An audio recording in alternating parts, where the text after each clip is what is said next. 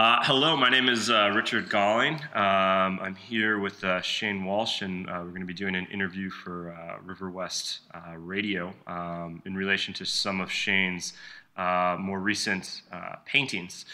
For those of you that don't know Shane Walsh, he's originally from Oshkosh, Wisconsin. He got his BFA at MIAD from the drawing department, his MFA from the University of Washington in the painting and drawing departments.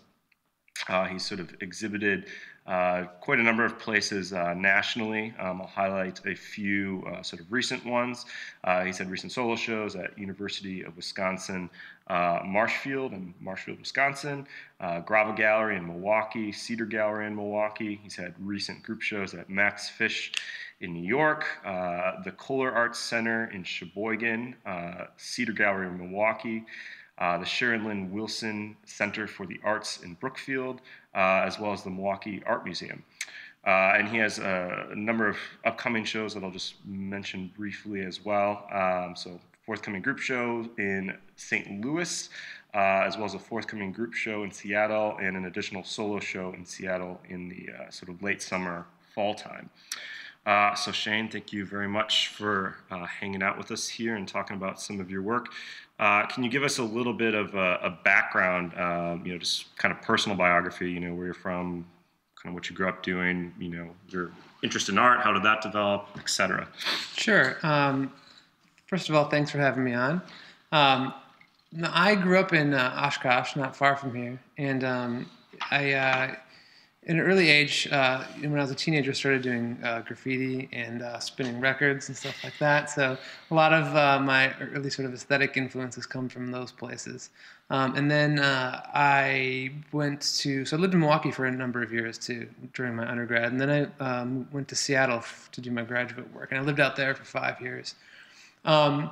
In terms of painting, it's been about 10 years since I've been really been serious about making work. So that's sort of a quick little background. Cool. But you kicked the DJ thing. No. Yeah. I stopped that. Excellent. So, one thing that's always sort of, kind of intrigued me about your work, is it's kind of constructed nature. Shane's going to kind of give us a little bit of a background of, kind of transition in terms of, what we might be seeing now. But can you sort of describe, to the sort of listeners, maybe initially where some of your ideas and kind of interests were coming from in terms of your approach to painting, maybe in graduate school, how that kind of worked itself into an idea of constructed space, was kind of creating these simulated environments, and now into works where the figure is sort of constructed, when you're actually sort of creating these weird assemblages or sort of collages that you're painting from. So can you give us a little bit of, kind of trace a trajectory out of, your sort of thinking and how your work has evolved over the past few years? Yeah, I think that the construction thing is a big part of it. One thing I didn't mention in terms of the biography is that when I was young, I used to make plastic models. And I actually used to go to national competitions for those things. So I was a big sort of model making nerd. So that sort of has always been a part of fighter jets. Yeah, aircraft and stuff like that. So I never knew that. Yeah, it's another secret hidden thing, right?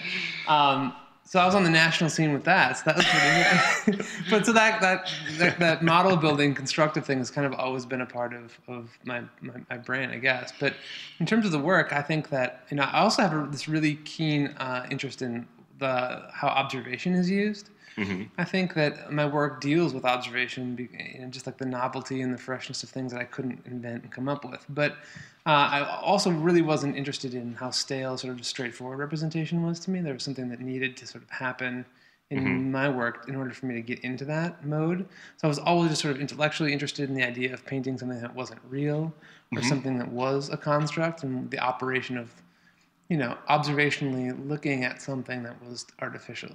I think that had always really interested in me. And also, maybe just in a different way, it was like I could paint the world as I saw it, but it had to be on my terms. Sure. Can you talk about, where you're, I guess maybe in like a literal sense too, like how your work sort of evolved. So, you started off doing work that we could say was, from observation. You're sort of, looking at something out in nature or something in a studio, drawing it, painting it, etc. Maybe perhaps that was kind of a little bit earlier on when you were in undergrad and, a couple years out, etc. So what kind of happened when you were in grad school in terms of the work? What were you sort of looking at? What were you responding to? What were you actually sort of painting? How did that sort of, kind of shift into, some of these constructed environments? Well, first of all, I've always been a terrible student.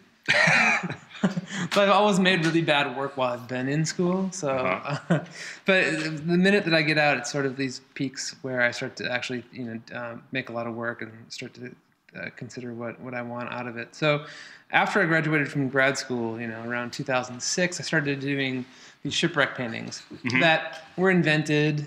They're just sort of me imagining what the spaces would look like, what the forms would be, and so they were sort of great for that. But they kind of reached a dead end just because I can only invent so many things out of my head. I felt like so I needed to look at something again, something that would push back at me, something that would challenge me in weird ways too. Also, the problem of how to make observational painting relevant and interesting, I think, was also something that was really, really seemed like a problem, but like an interesting problem to tackle.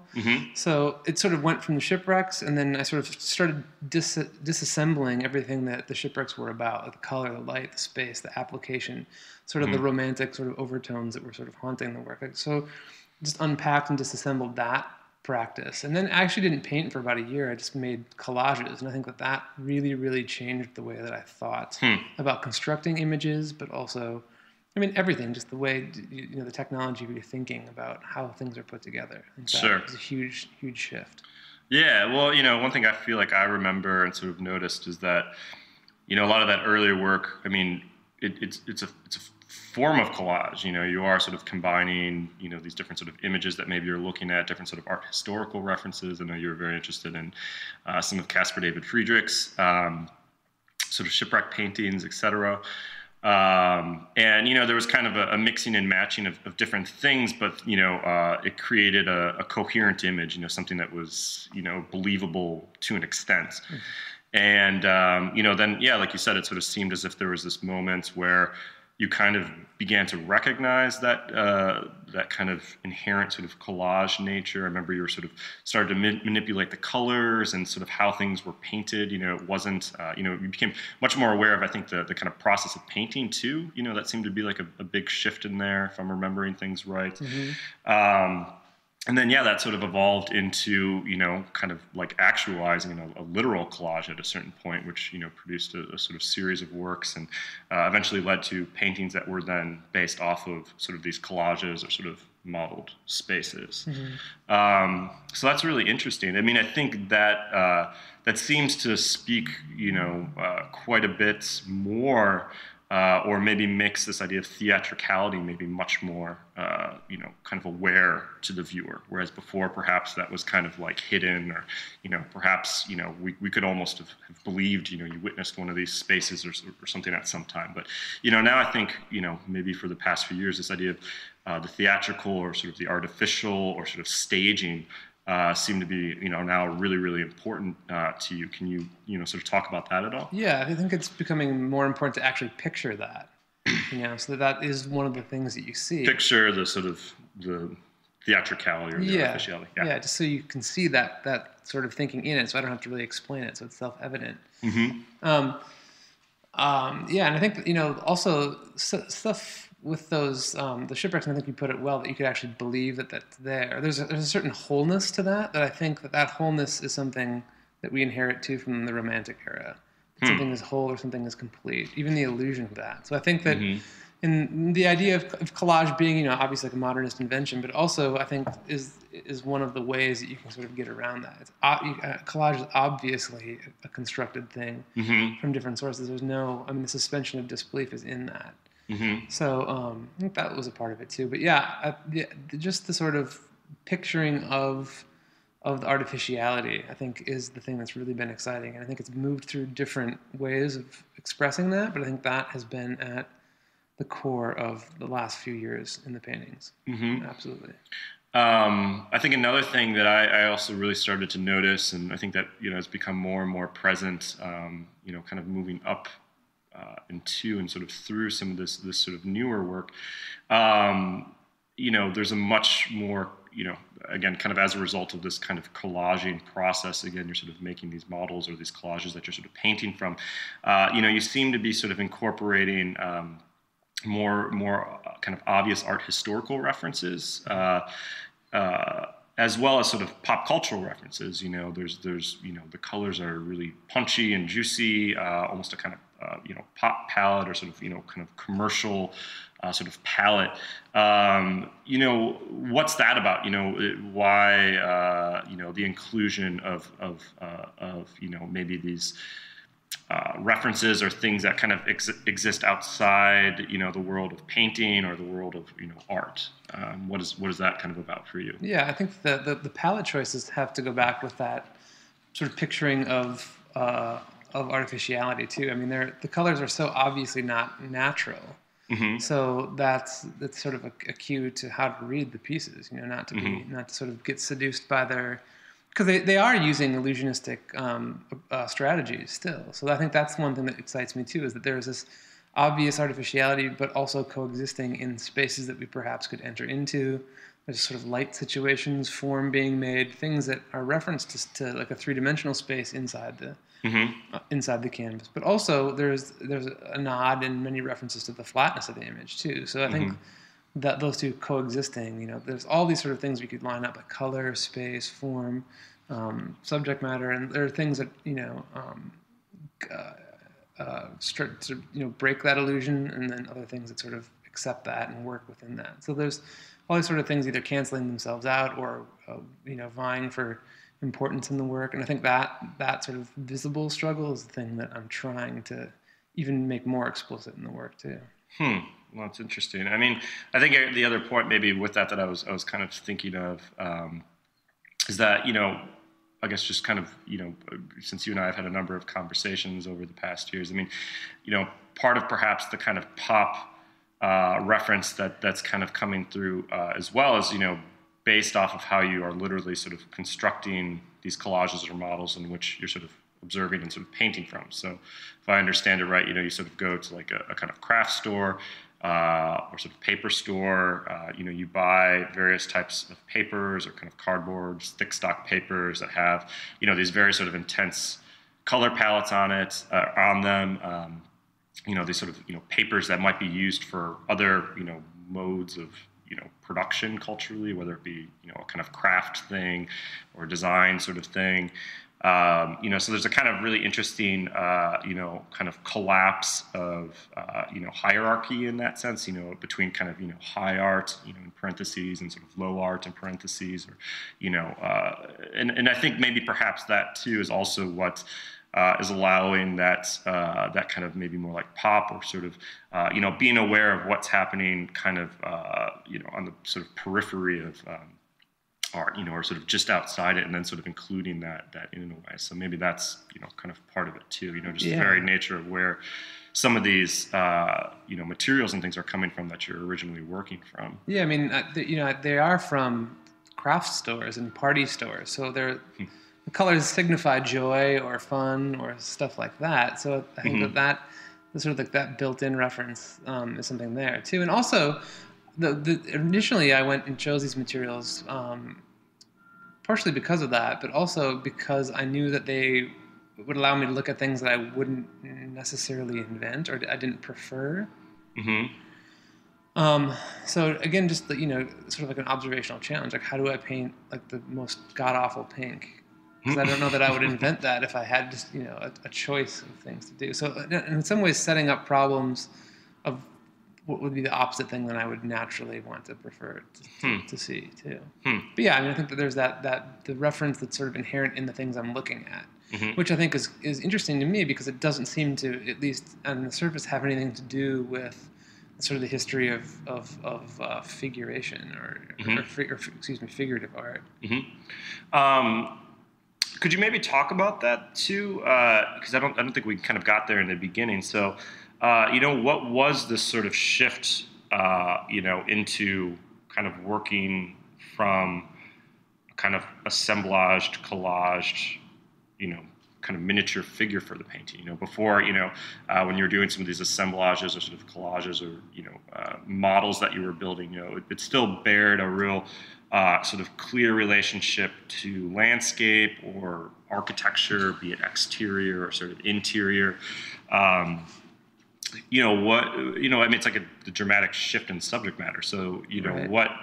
what caused that shift? I mean, it's, I think a lot of people that, may have seen your work in Milwaukee or the Midwest or New York, et cetera, probably, are very much more aware of your kind of landscape work. And I mean, it seems like a very kind of abrupt thing. So what was that kind of about for you? Yeah, I mean, I think that it's kind of just a linear thing coming out of those shipwreck paintings. They were in the genre of landscape. They were referencing sort of a lot of that stuff, and I'd purposely tried to work away from that. Tried to actually in the last space, I guess we can call them space paintings. I was trying to get rid of all those types of references, so that they would just be the sort of the reference to to landscape or to sort of interior architecture. or anything like that. So they were trying to become just sort of painting spaces. That's what that was sort of like the goal that I was going towards. So, and I think that in some of the later ones that happened even as recently as this fall, I think that I had sort of gotten to that place, but then I sort of was in this empty room. It was sort of like I'd gotten to this place where I set out to get, but then I asked myself, are the things that I'm doing visible? Like, can you see it in the work? Because seeing what the painting is doing, and I think that there was a little bit of opacity perhaps to that work, where because I wasn't directly in a way like referencing the history of abstraction. It was in there for sure, but I wasn't sort of sampling bits from Malevich or from Kandinsky. So that was implied in the work, but it wasn't explicitly sort of pictured. And I think that it's pictured in a way. I mean, for example, some of these ones we kind of have out here, I mean, it's a very clear nod to, I mean, there is a kind of, not maybe Malevich, but someone like Elizitsky, the kind of sort of prune paintings, or, certain aspects of analytical cubism. I mean, it seems like it's much more, as you were kind of saying, a kind of literal, about a kind of literal painted space, rather than a space that we name as real or sort of observed in some way, or illusionistic. And I think that even when I was doing those, I was kind of interested in the idea of the phenomenology of something artificial too. So that was kind of what that was about. But then I think there was a real shift, where I actually wanted to start playing with signs and things that, sort of the analogy to the remix became fairly interesting to me. The idea that to first recognize a remix, you have to sort of understand its original. So there's that you hold in suspension that the original in your mind. And with these were kind of, it was a remix without an original in some ways, or almost sort of too far from that. So what I wanted to do, just in the sense that it's you sort of felt let's say your sampling wasn't specific enough or something. Right. Is that what you're saying? Yeah, or maybe they weren't close enough where where it was apparent or something. Like if you heard a remix of a song that was a pop hit from the 30s, we don't sort of know that reference maybe. So we just hear the song. Like jazz is a great example. Like you hear a Charlie Parker song, and I don't know the original standard that he was playing off of necessarily. So we just hear that and sort of take it on its own terms. Whereas a listener that would have been familiar with, the original, maybe could be a richer experience because they're seeing how it's deviating, how it's different, right? No, I agree. Yeah. But I think at the same time too, like with sampling or sort of like a remix, whether it's in music or whether you're doing it art historically in a painting or sculpture or something. I mean, you can still be aware of like a kind of space of the thing. Like you can listen to, some old hip hop record in the 80s and recognize that, they're sampling, probably some, funk, break, from like, the 60s or, 50s or something like this. Right. Even though you might not be able to necessarily say, oh, that's, the Funky Drummer or the Amen Brothers or something sort of like this. And, maybe that's kind of, I guess, what I guess I would sort of, maybe, kind of promote or sort of positive about that work is that, yes, maybe it doesn't look like you're kind of specifically like, sampling or kind of appropriating like a very kind of specific sign or kind of referenced art history, but it still kind of has the kind of sense of where it comes from. Right. Like we still kind of recognize the sort of space in a way. Right. So that's interesting. Another point that I kind of really like that you mentioned is that, in a way when you sort of create these models and these different things you're kind of working from, you're sort of observing, these kind of artificial environments, et cetera. In a way you're sort of creating a small tabletop sort of still life, basically. Right. Yeah. In a weird way, you're actually just kind of doing still life painting. Yeah. More so than anything else, Right. But perhaps, through the kind of shift of scale in your work, like we believe that these things might be or much bigger or, believable in a kind of different way. But I'm sort of curious, like, what is that about? What do you kind of think about that? Like that in a way, you're kind of just a sort of still life painter, either sort of, again, maybe in the past, kind of constructing a still life of like a kind of exterior space, almost a kind of, kind of diorama, if you will.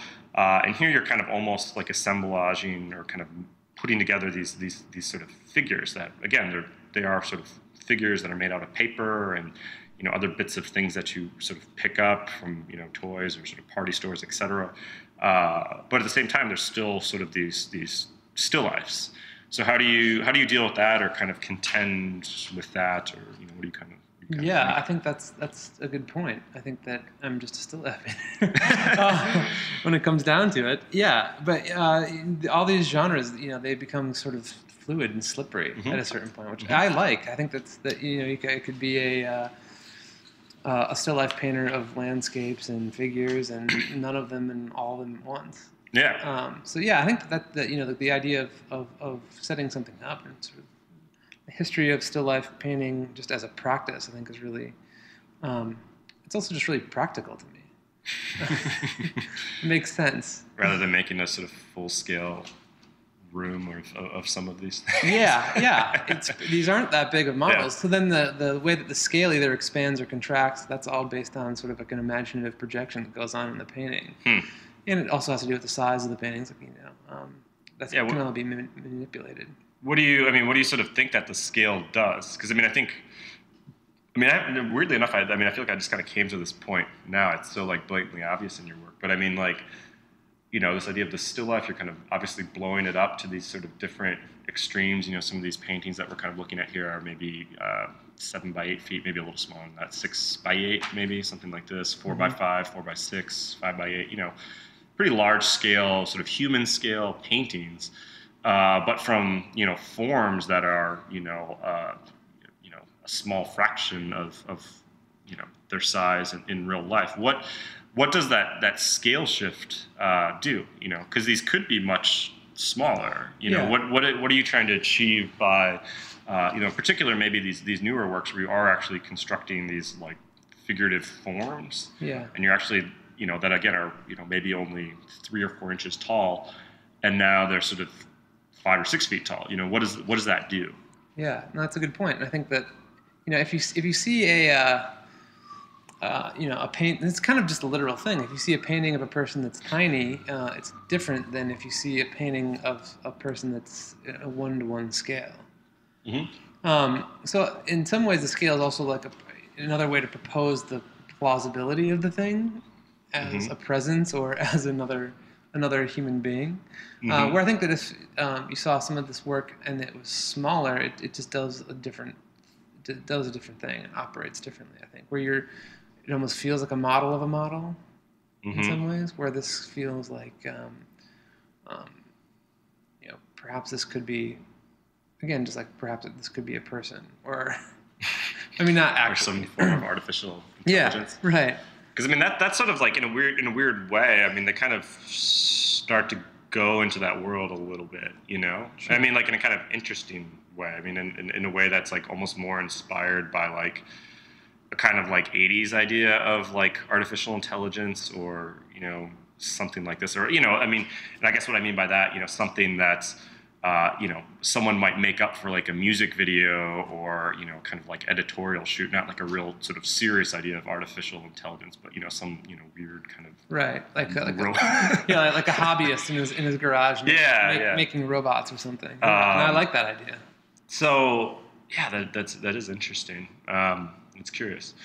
Let's sort of see here. Where did I kind of want to go from there? So, one thing that I kind of am interested in too with this work is, there still is this, I think, kind of intense relationship to art history, and perhaps in certain ways a more specific relationship to art history, which is, I think, something you really kind of wanted to have happen here. So, sort of looking at this work, a few, historical references I kind of pick up on.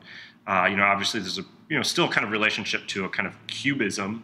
These forms or these figures that you're building are built out of these flat sheets of paper that kind of feel like these different sort of two-dimensional sort of flat planes, sort of intersecting or bisecting or sort of fragmenting one another. There's kind of this real clear relationship to kind of analytical cubism.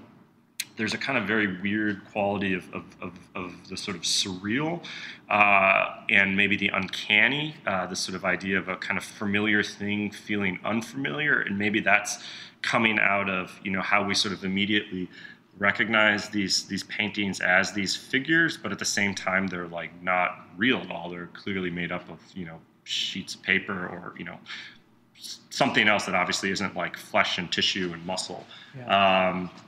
So there's kind of a weird kind of uncanny moment that happens, and kind of a certain theatricality to the work too that I think reminds me of certain parts of surrealism, and then also almost kind of this idea too that we find in early sort of like Dadaism, some like Francis Picabia in particular, sort of some of his mechanical drawings where he's almost kind of in a very very sort of early rendition, almost kind of kind of dealing with sampling. He's kind of sampling a form of drawing that a draftsman would use for like a mechanical sort of schematic of something, an engine, and he's sort of kind of taking little samples from that and kind of creating these forms or kind of abstract pictures of machines that don't really work, don't really serve a purpose in a way. So it feels like there's a little bit of a kind of diagrammatic logic to these two.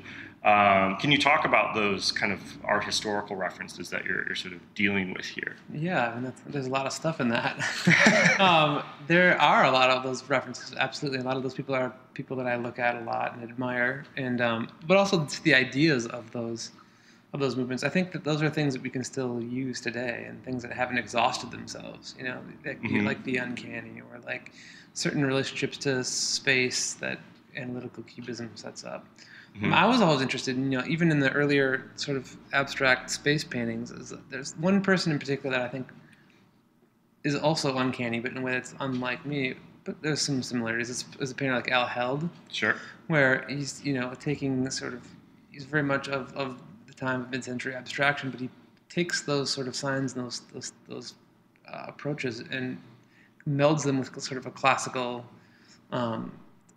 way to represent space. So mm-hmm. There is like an uncanniness that happens there when these two things that are again thought of as unrelated get brought together and start to play around with each other. Mm-hmm. And also that fracturing of space and form is something that is, I think, decidedly anti-romantic, sort of to just the idea of a disruption of a continuity. Mm-hmm. That to me seems to make sense. It seems to be much more how I experience life or thinking or things like that. Mm-hmm. And when you're sort of making some of these paintings, there's in addition to these sort of materials, these sort of sheets of paper, thick stock paper that you're kind of cutting up and turning into these forms, which kind of relate to these different sort of aspects of art history. There's also kind of these more organic elements, like this large painting of this figure that has this kind of much more kind of believable like skull on top of it. So there's kind of elements in here too that are much more like literally representations of the things that they sort of are, that also carry a certain weight to different histories or kind of how they've been used in the past. Can you, talk about that too? So like, what does it mean to kind of, again, mix and match these different aspects of early modernism with, like almost a symbol of like death or, Yeah. A lot of this stuff too, it goes back to my interest in just studying language. Okay. And the idea that, interested in the way that metaphor and metonymy work with language, how substitutions can be made, but a lack of understanding doesn't happen. So things that are totally unlike can be brought in because the nature of the structure of language allows those substitutions to happen. So really, one way that I'm really thinking about these figures is kind of from a structuralist standpoint, where they become this solid form that is a sort of like a known thing, and that things that are wildly unrelated to them can be substituted, but there's not a loss of meaning that happens from them. So that also gives me a lot of territory to sort of play around with. Like in the painting that you're just talking about, there is a skull in the place where the head should be, right? So that's an expected sort of substitution to be made. But then there's other places where things are completely unlike the forms that they're describing are used. So I think playing with that range of mimetic sort of relationships and stretching the tether, but then also getting pretty close to it, but then painting it in a way that kind of undoes it. Those are all really interesting ideas to me. Things that I'm definitely exploring. And also, going back to what you said about Picabia and how he's using different signs and strategies for drawing, I think that's something that I'm trying to push a lot more in the work too, is to not have an image be a homogeneous thing, but to have this discordance between not only what's pictured, but how it's made. I wondered, like, could you make a painting that looked like 20 different people made it? That's becoming increasingly interesting to me too. Yeah, and I think in a weird way too, like some of your work, you're kind of like, as a painter, well, this is sort of funny, because now that you're making figurative paintings, as a painter, you're almost sort of taking this role of like being Dr. Frankenstein in a way. Yeah. And you're kind of making these figurative forms that are like a kind of Frankenstein sort of monster. Not literally, they aren't like these, dark, horrific things in any way, but like, logically, it's a very similar process, like where Dr. Frankenstein is kind of working with all these remnants of body parts. You're sort of very literally kind of working with, remnants of art history, popular culture, et cetera. So I think that's kind of, maybe an interesting way to kind of look at it too. I totally welcome that reading. Yeah. And I also really just like how I'm purposely trying to not make figurative paintings. I know that sounds weird, but not to sort of get caught up in the sort of laid out expectations for what does figurative art look like, or what should it look like, or what has it looked like before. Yeah. So, and in some ways, the distance that I've had, like a year ago, the idea of making a figure painting was like the most disgusting thing I could have thought of. So, and just like wrought with all sorts of problems. Sure.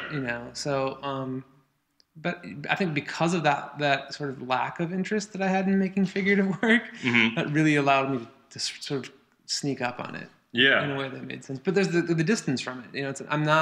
I don't see these as being in a certain canon or trajectory of figurative art. I see them sort of as being outside of, but at the same time using some of those things. Yeah, well, it'd be like a tradition of figurative art that isn't really about like the kind of like literalness of like the figure in space. Again, it's almost much more of this like early modern kind of master approach to the figure, like Picasso or Matisse, etc. People sort of like this that are kind of beginning to acknowledge the kind of artist's role in sort of seeing what's out there or kind of observing things.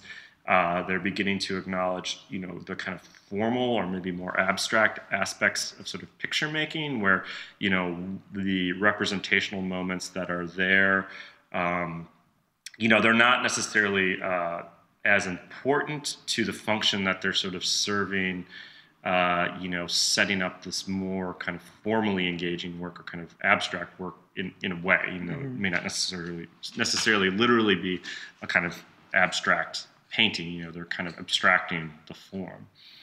So that kind of brings me to another point, a little note I made here too, just in terms of, some things I kind of wanted to ask you.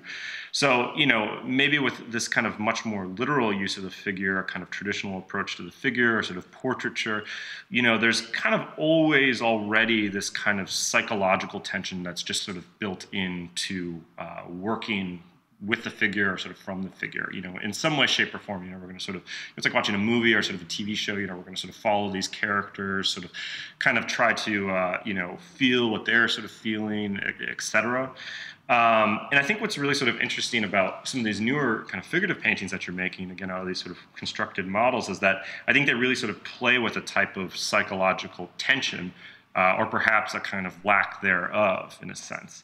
You're kind of using a lot of these cues that we would assume some of these paintings to be kind of psychological. We have like this one kind of painting that we're looking at over here to our left, where this guy's head is kind of pointed down, but again, we're just sort of just looking at a kind of flat sheet of paper that is kind of stuck to another sheet, and there's a hole in it. There's different things kind of weaving around in and out of it. We sort of just kind of only recognize it as a sort of figure that's kind of in this pose, but it kind of wants to express some sort of emotion or sort of feeling that isn't really there because it's not a real thing in a way. So in that sense, there's kind of a play with maybe what we could call like a kind of affect, kind of you're sort of playing with an awareness of affect, of portraiture or sort of figurative art. And, by that I mean a kind of predetermined sort of psychological effect that the picture is sort of, meant to make us feel, sort of much like, if we watch, some, generic kind of Hollywood movie or something like this where, there's some sort of love scene or some scene that's really sad, there's sort of, particular sort of cues that go on within that, process of acting and sort of filming this thing with, music in the background that's going to make the audience feel the same thing the, character on screen is. And, same thing with, music. Music uses kind of aspects of affect a lot to, make you feel really happy or make you feel really sort of sad, based on a certain chord structure or kind of certain set of intervals between certain notes, etc. So I guess back to my point, what's really kind of engaging about some of this stuff is that, it's kind of a play into the kind of affect of figurative art and sort of portraiture. So since you've removed a literal figure out of these works, there isn't a real human body in here. They're kind of these assembled bodies.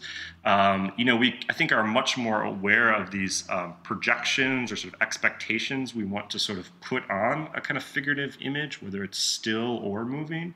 What do you sort of think about that? Is that maybe how some of this stuff is kind of functioning as a type of critique, or is this kind of a kind of critique of figurative painting in that way? How do you contend with that or sort of deal with that? Yeah, I think you put it perfectly. I think that's one of the things that I was really, really interested in when starting these things is sort of, it's one thing I really can't stand about most about the sort of the general approach to figurative art, is that we're supposed to sympathize or have empathy for these figures that are going on. Ultimately it's a painting that you're looking at. It's not another person. So I think that I'm really skeptical about those sort of traditions of figurative painting and how it's been used, and also culturally how we expect to relate to a painting of another human being. Yeah, or how it's used as a sort of convention. Right. Yeah. Exactly. So it's like, because it's a convention, some figure, looking down in a way, is like a sign for sadness or right, something. I don't know what. Right. But, or if the chin's up and looking to the future, that's supposed to be like a heroic pose. Yeah. Yeah. So like, and you're obviously like literally playing with these like poses that are very specific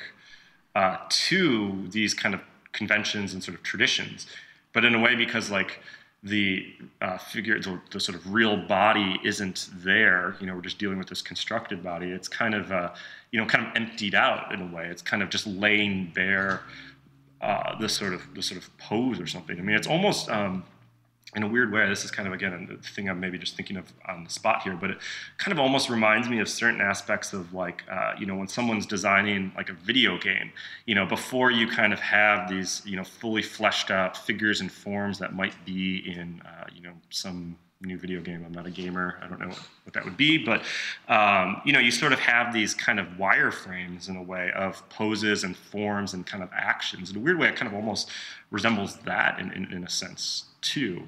Where it's again, we become aware of how the pose and forms a kind of feeling as a sort of sign or convention. Right.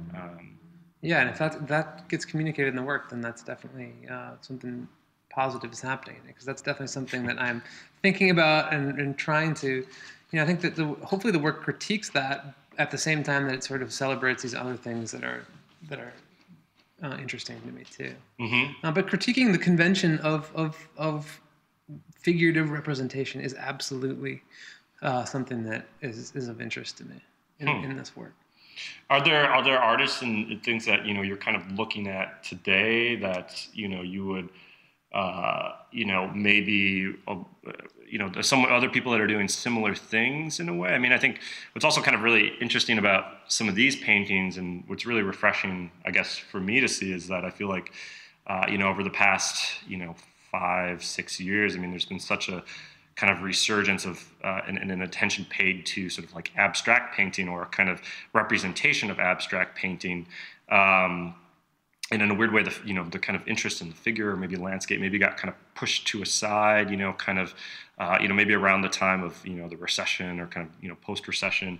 So it's kind of interesting to see the sort of figure come back in a way, and there's definitely maybe a few people that are kind of pursuing that in a kind of critical way.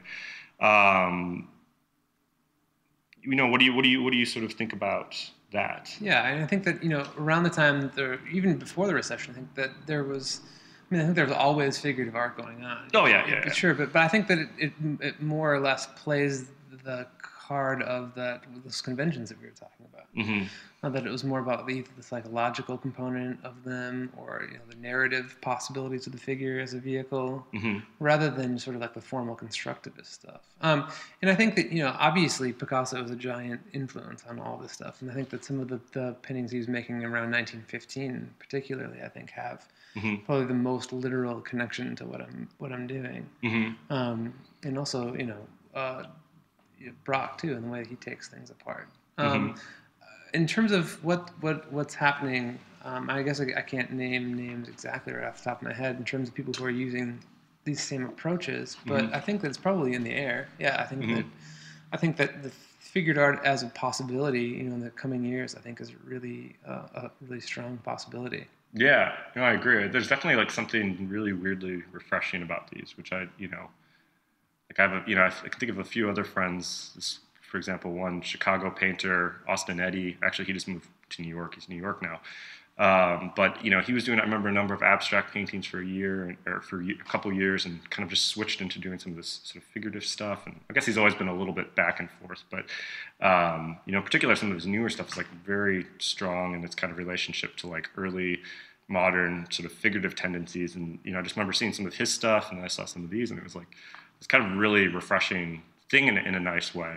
So that is really curious. I mean, do you think there's, maybe this is kind of just a kind of moment in time where we're really looking back to early modernism? Yeah. I mean, do you think there's something to that across the board? Because, myself as someone who paints like an idea of an abstract painting, or kind of representation of an abstract painting, I'm interested in a lot of stuff that comes out of the same time period as well. I mean, do you have any thoughts of, maybe where that's, kind of coming from as a sort of zeitgeist or sort of spirit of the time? Yeah, I think that's a great spirit to be in too. I think that if you look, I think that's one of I was just actually going to mention this. One of the common things is that a lot of people that I find interesting that make work today, it seems that people are referencing that time period, mm-hmm. where it's sort of early, European modernism. Mm-hmm. And I think that, if you sort of take that apart and ask, what's the fascination there? I think that, the 20th century went up in a particular direction. And mm-hmm. I think that if you think back to early European modernism, it could have been very different. Yeah. And so I think that also just like playing with history as an imaginative form in itself is a really interesting idea. Like, what if, analytical cubism went left instead of right? Mm-hmm. And what if, Matisse, just picking up on some of these ideas and advancing them, because I think that that's kind of like a gold mine sitting there still, and can be sort of mined for its. The ideas are still there. They're absolutely not off limits, and I don't think that they've been exhausted either. I think that we're still seeing a lot. Well, if anything, it was kind of lack of that, because with modernism, it's such a focus on progress and sort of forward thinking, and the new, what's happening next, sort of these ideas of the avant-garde, or kind of an idea of teleology, kind of always moving forward, kind of direct to the next thing, to the next moment, to until you get to some kind of idealized, sort of purified space or environment. So in a weird way, I mean, modernism, certain aspects of modernism, they're almost, we're a bit rushed. And, maybe what's kind of curious about today is, we have a lot of people, in a variety of different, approaches to painting or sculpture, photography, that are kind of, interested in almost kind of going back in time and, maybe spending a little more time, like in a particular decade or something like that, kind of hanging out for a bit. And that is sort of interesting. And obviously, like given aspects of postmodernism will kind of allow us to do this, this kind of, kind of an awareness of sampling and kind of, sort of like breaking down the sort of binary, if you will, sort of allowing, multiple things to kind of exist in one sort of picture plane, or, three-dimensional environments that, it doesn't just have to be one sort of thing privileged over other things. And I think that if it can be visual and it can be conceptual, but also sort of historically, sort of in play at the same time, I think that could be really interesting. Cool. Well, it looks like we're getting close to kind of wrapping things up here. Before we kind of sign off, do you have maybe any sort of final points, thoughts, things you want to kind of bring up, address in this work, or? Not really, but I think that we sort of at the end we sort of got into I think that it's interesting to think about what's going on, or what will be going on. What's sort of happening in people's studios now that we're going to start seeing in the next couple of years. That's some good stuff. Yeah, it's a curious thing to kind of consider. Well, cool. So, if people want to see some of your work online, do you have a webpage, Shane, that you could lead people to? I do. If you want to see more examples of the work, you can go to www.shanewalshpaintings.com. And the majority of the work over the last few years, especially stuff we've been talking about, is cataloged at that spot. Cool. Well, very good. So thank you again, Shane, for giving us your time and taking us through some of these newer bodies of work that you've been developing over the past years, and certainly some of these kind of very new paintings, recent paintings. I think it was a good talk. So thank you. Thank you.